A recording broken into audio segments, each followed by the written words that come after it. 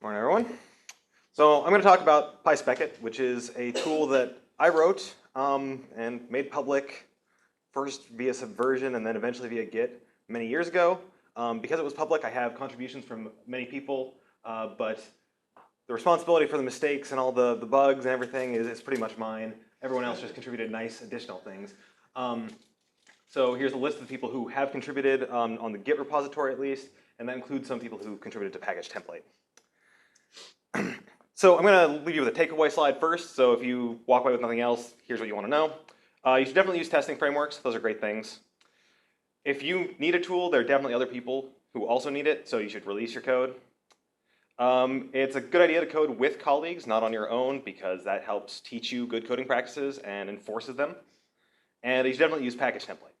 Now, I say all these things, I'm preaching to the choir here. You guys probably all know this, but it's still worth repeating, and you should tell everyone else to do these same things, everyone who is not already bought into the community. So in this talk, I'm going to go through a description of Pyspeckit telling you what it is. I'll give you some history of the development that happened in parallel with AstroPy, so telling you some things that I tried to do before AstroPy did it, and then I had to catch up when AstroPy did it better. I'll tell you some things I did right and some things I did wrong, and give some observations about developing these tools for a really small community, because the user base is relatively small. Kind of in parallel with the way this was developed, the talk may be a bit rambling. The talk is online. I did post on Twitter the Google Doc, and it has a link to the actual talk document. So Pyspeckit is a spectroscopic analysis tool. It will do spectral plotting, and it will actually make publication quality figures. It'll do line modeling, so line fitting, and it's interactive, but it's really not a library in the way that AstroPy is, and its individual components are not very easy to use in other things. It's a sort of a standalone tool. It's not an AstroPy affiliate yet, and maybe it will be, so maybe I can have that conversation with folks afterward. Last time a year ago, that couldn't have been. I still hadn't used AstroPy units yet, but we've actually done that. So it's using AstroPy in the internals wherever it can, but the tests are really haven't caught up to everything else.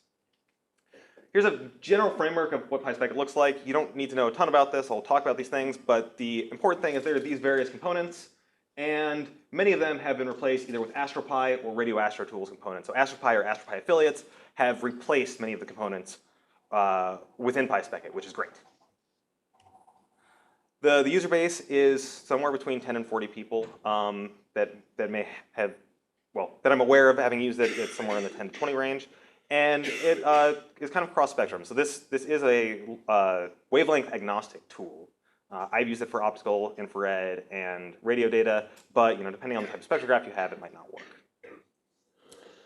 What it does is make some simple tasks very easy. So if you want to load a spectrum that you have as a 1D FITS file, and you want to plot it up, just these two simple commands, and it does nice things like it'll parse the object name from the FITS header. It knows what the units are, and it knows what those units represent, and it knows what the x-axis units are as well, and it tries to give reasonable defaults for the labels. Of course, this is matplotlib, so everything can be overwritten, but it does these sorts of things very well. That ease of use and simplicity does come at the cost of flexibility. So there are some file types it's just going to fail on. Luckily, with things like specutils, which is an AstroPy affiliate, you can actually get past some of these things. So this is an example of a multi-spectrum FITS file using an IRAF FITS headers. And so specutils can read these even though Pyspeckit can't directly. And they can work together as of 5 minutes ago. So my original motivation for this was, this is going back quite a ways. I was working with spectra. I wanted to fit Gaussian spectra. And so there was IRAF splot. That was the only way I had learned to do it up to that point.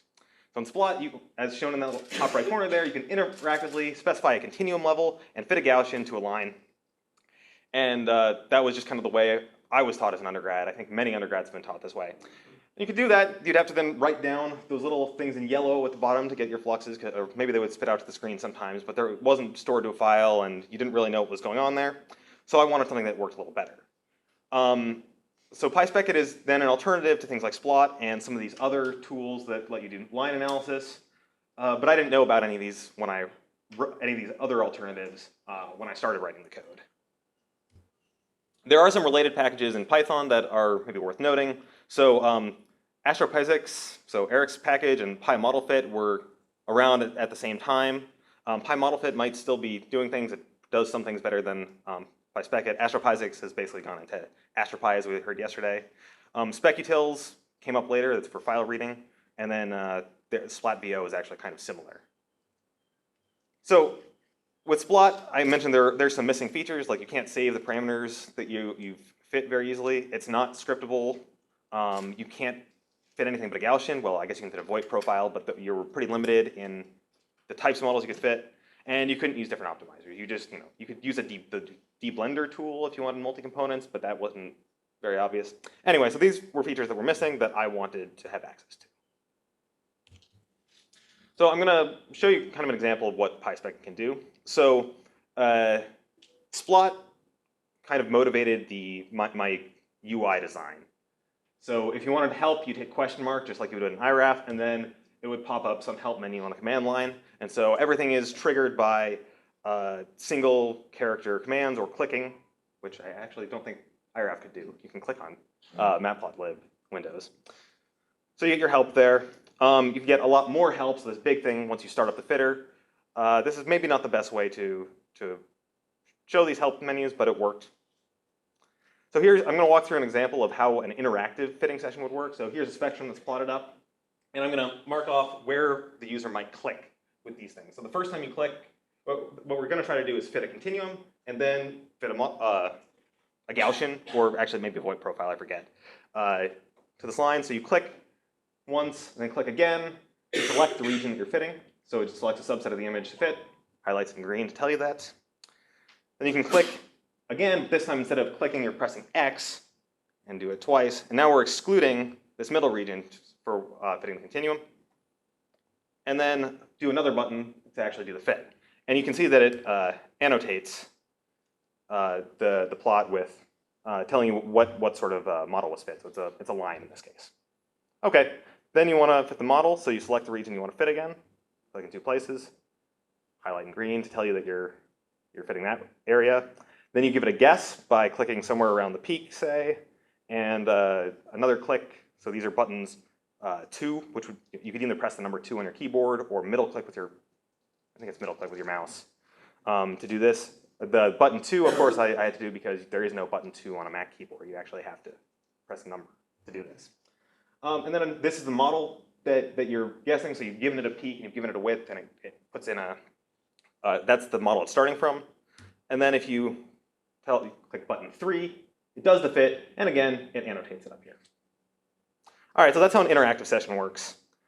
You can do this sort of fitting interactively or in a scripted manner. The scripted manner is actually what I usually do, but this is great. This kind of thing is great for quick looks. The fitting is actually done using mpfit by default, which is something that was ported from, I think, from Fortran to IDL and then to Python eventually.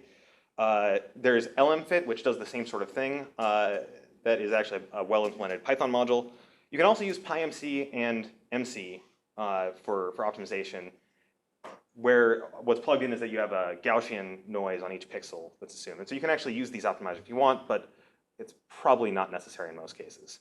And so what I mean by fitting in the context of Pyspeckit is constrained optimization. So you're giving it a range of parameters. It can't go outside certain ranges, and we just assume those Gaussian errors on each data point. I also want to, one of the cool things with Pyspeckit, and one of the real reasons that I still use it, is that it's pretty easy to do multi-component models. You can also build up models that are fixed multi-component things, like if you have hyperfine lines, which nobody in here likely deals with. But this is showing, the red line is the composite model, and the blue lines are the various things that add up to make that. And there's the default annotations try to use LaTeX and try to give you reasonable information about what the plot is. And these, I think, are pretty close to publication quality out of the box, but you definitely want to tweak, at least change the font size before putting it into a paper. So the layout of Pyspeckit is, there are a few classes that sort of form the base of everything. There's the spectrum class, which is a simple one-dimensional spectrum. There's spectra, which is a collection of 1D spectra, which might be from a shell spectrograph, or if you just have multiple spectra that are, say, partly overlapping or not overlapping at all. And then this obs block thing, which is a collection of one-dimensional spectra with the same x-axis. So if you've taken 10 spectra with the exact same setup and you want to stack them, average them, whatever, it's meant for that. All right. Briefly about how I've interacted with the community, which is not a very big one. There are docs. So the documentation links are in the Google Doc. They work fine. They use Sphinx. Well, I'll talk a little bit about those. This is on GitHub now, and it's been on GitHub for about 5 years. Before that, it was on Subversion. Actually, no, it was Bitbucket first, and Subversion even before that. So that meant there was nothing public at that point. No, Google Code to Bitbucket to GitHub. So it's made run the full gambit here. There are about 10 people who have posted issues, so I know that those people have used it at some point. I also made an email address for this, and I've actually gotten a lot more support requests via the private email address, so people are a lot more willing to ask for help in private than in public, and that's actually maybe one of the key lessons that I should put on a takeaway slide, that it's worth giving users a private venue to ask questions. Now, many of these users have subsequently posted issues. Once I tell them, hey, if you post this issue, I'll definitely fix it. I need it to be in my list of things to do. But they're willing to ask questions that way. And especially students. I've had a lot of either undergrad or early grad students be willing to ask questions here, but not on GitHub issues. So the most important part of the community interaction besides that is the documentation, and specifically the examples page. Tried to make a point of making a pretty good gallery of examples. So these are just things that you could just copy and paste and replace a file name in one of these examples, and you'll come out with something kind of reasonable. So they make nice plots. They do all sorts of different things. We're talking about different data formats, and I try to identify whether they're, there's optical, there's a little bit of near infrared, and a lot of radio things, and then there's some generic. You can build a generic spectrum that is completely wavelength agnostic from a NumPy array, things like that. Right. So the relationship to AstroPy was that Pyspeckit existed before AstroPy did, but PyFits was around, which served as the basis for the readers. Pyspeckit, I had to build a units framework, but I only built a units framework that could handle the x-axis. So it could do frequency, velocity, and wavelength, and handle translations between those. Thankfully, AstroPy's units is much more flexible and can replace all that, but it did require a summer student worth of effort, an actual summer student doing the effort, to get that incorporated. So that was a bit messy, but very useful. The spectral coordinate conversion is now done in AstroPy, so these the spectral equivalency and the Doppler equivalencies, which is also great. And now the file reading, a lot of the file reading can be done with specutils. I had to make the transition from Python 2 to Python 3, and this was kind of painful, but it really shouldn't have been. Tom gave the demo yesterday of how you make that transition. It's not that bad, just as long as you're not stubborn. Is that 3 minutes? That's you about 2/3 of the way. Sure. Okay. So, but making that transition also led me to go back to some of the code that is quite dated and fix it up, make it a little bit more modern, and get rid of some of the hacks that were very, very ugly that I learned better ways to do things. So there's good reason to do that if you can. One of the, I guess I'm kind of, as I said, I'm rambling between features and development paths and back to features again. So one of the features that I think I'm the only user of, but I thought it was a cool design decision, maybe when I started this, which is quite a long time ago. So for each of the different types of model fit, I have a registry, and you can register a fitter. You just tell it the number of parameters and the function, and then you can give it a key on the keyboard so that you can actually decide to use that fitter interactively. And it also means that you can get these very terse calls that are, you just tell it the name of the fitting function and give it some set of guesses, and it will use that particular function as long as it's been registered. So I thought this was a cool idea. Nobody else has used this directly, so maybe this was a bad design decision, or maybe it's just that it, I don't know. I'm curious to hear if there are other approaches people have thought of, trying to get lots of models accessible in a simple framework. Pyspeckit can also handle data cubes. Now that handling is somewhat limited, but actually very powerful. So there's this fit each thing, which will fit the same spectral model to each spectrum in an entire data cube. This is definitely the most popular feature because people have actually been using it because even though it's really actually quite poorly implemented, it's kind of the only way to do this unless you because it takes care of the bookkeeping for you. Like there's no problem just running a fit on 10,000 different spectra, but if you actually want that restructured in a useful way, it's not trivial. Or it is trivial. It's just not terse. I did parallelize this using multiprocessing, so it can run in parallel, which helps a little bit. That leads to a lot of very difficult to debug situations, though, so it doesn't always work. And there's a Gaia-like visualization tool. So if any of you have used Gaia, it's part of the Starlink package. It's very neat. It's good for viewing 3D data cubes, but it means you can click on any pixel in a cube and it'll track the spectrum. You can draw circles and extract spectra like that. So this is the quick example. I have a plot here, which is the 2D image, and this is actually shown using Apple Pie. And I drew a little circle here, and it extracted the spectrum. Neat. But this is very slow. Gaia is very fast. There's no reason to think, Pyspeckit is by no means a replacement for a legitimate cube viewer. The input and output for cube files is now handled by SpectralCube, which I hope to talk about later. It's another Astra Pi affiliate package. So one of the takeaways from actually having built the GUI tools, these interactive tools with Pyspeckit, is that Matplotlib, the interactivity, actually works pretty well. I haven't had to do very much maintenance on it over the past 5 years. There, a few things have changed in Matplotlib, but it's stayed fairly stable, which means that even with this new things like the NBAG viewer that you can use in an iPad notebook, most of the features that I just showed will actually still work there. So that's really great.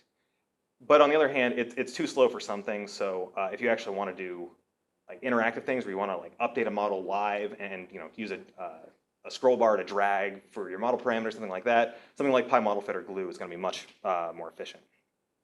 And in terms of teaching people to use the tools, it's easier to teach GUI usage interactively than via the command line. I found that people did not understand how to use the GUI tools unless I was there to looking over their shoulder telling them what to do. All right, so on the development process, there were some big mistakes made in development that have only maybe partly been corrected. In terms of testing, I didn't know how to use framework, or I didn't know about PyTest or Nose when I started things out. So most of the tests in Pyspeckit are done with standalone scripts. These frameworks are much better, and unit tests are much more useful than these sort of standalone script things. Basically, the examples page is the test suite. It's much better to have unit tests because I don't catch bugs fast enough with the existing test suite. Also, it's a good idea to run tests with catching warnings as exceptions because this is a package that's been around long enough that deprecation warnings have come and then become exceptions, and it would help to catch those further in advance. It's also, you should follow guidelines and coding standards in general.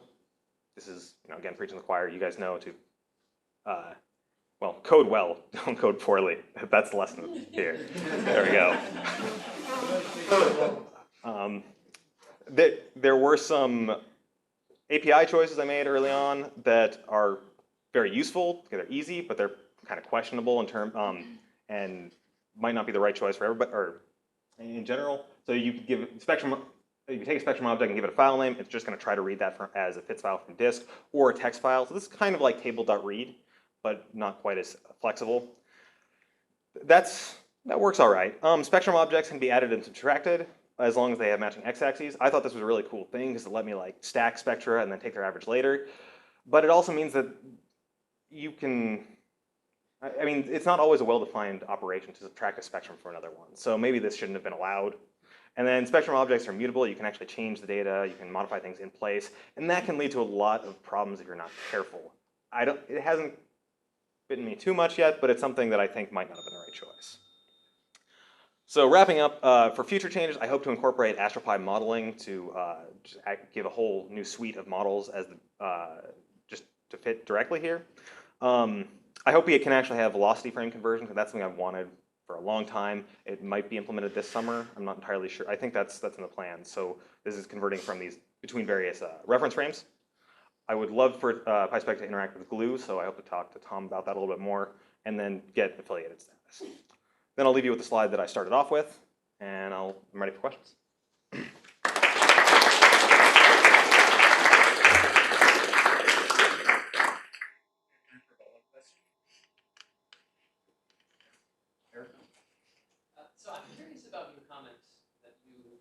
email support to actually be a useful way to contact people who want to talk to you privately, essentially. Do you think, are you concerned that that's going to overwhelm you? You know, you might be punished by being successful if enough people start using it. You're never going to be able to respond to all these emails. Yeah, but at some point, and I've already started doing this, I take the response. If I get emails that are of the type, well, how do I do this basic operation? I say, sorry, I can't help. This is in the docs. Here's where you can look. Or I will just say, please post as an issue. I'll get to it when I can. But I'm not really worried about it. I will support this as much as I can. Can I just, when trying to get, especially students to post to forums, a lot of times it helps. They want to just get like, is this not a dumb question? And so I have some quick response text, which is just like, this is a really great question. Please post it to the forum.